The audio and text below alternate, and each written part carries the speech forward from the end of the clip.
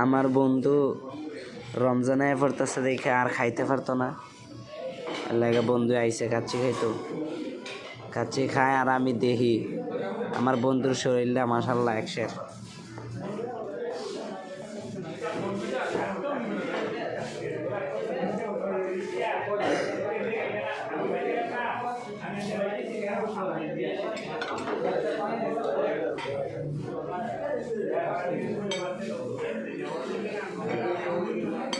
বন্ধু সব ফুচ্চা লয়ে লিতেছে।